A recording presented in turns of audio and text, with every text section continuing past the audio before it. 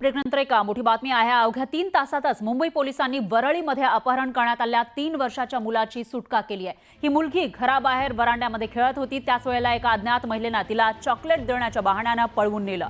मुलीची आई पूनम गुगा हिने तक्रार दिल्यानंतर पोलीस लगेच ॲक्शन मोडमध्ये आले आणि मुलीच्या शोधासाठी पोलिसांनी अनेक पथकं तयार केली। परिसरातील सीसीटीव्ही फुटेजद्वारे रात्री 12:30 वाजता प्रेमनगर जवळ संशयित आणि अपहरण झालेली मुलगी दिसून आली होती। त्यानंतर प्रेमनगर इथल्या झोपडपट्टीमध्ये स्थानिकांच्या मदतीने शोध मोहीम राबवत त्या मुलीचा शोध घेण्यात पोलिसांना यश आलेलं आहे। दीपाली बबलू दास असं आरोपी महिलेचं नाव आहे, तर ती प्रेमनगर इथं राहत होती। आरोपी महिला मूळची पश्चिम बंगालची असल्याची माहिती आहे।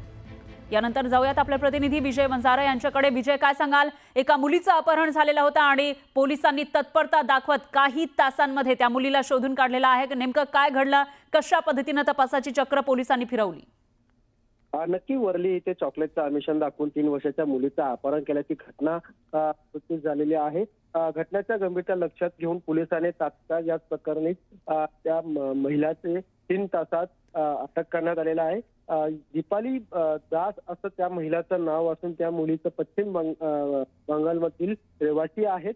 वरलीतील प्रेमनगर या परिसरात 3 वर्षाच्या मुलगी बुधवारी घराबाहेर खेळत होती। त्यावेळी ती चॉकलेट देण्याच्या नावाखाली तिने वरच्या मुलीचं दीपालीने अपहरण केलं। मुलीच्या घरातल्या त्या तिच्या शोध घेऊन ती न सापडल्याचा आक्षेप कुटुंबाला वरली पोलीस ठाण्यात दाखल झाले आणि तक्रार नोंदवली मिसिंगची। आणि वरिष्ठ पोलीस निरीक्षक रवींद्र काटकर यांनी तात्काळ मुलीची शोध घेण्यासाठी काही पथक पाठवली आणि परिसरात ते सीसीटीव्ही फुटेज तपासले। त्याचवेळी एका किरण दुकानाजवळची सीसीटीव्ही आरोपी दीपाली मुलीसह दिसली आणि त्याच हे दीपाली म्हणून या मुलीने या मुलाचा अपहरण केलं असं हे समोर आलेलं आहे। निश्चितच विजय, धन्यवाद तुम्ही दिलेल्या या सविस्तर माहितीसाठी।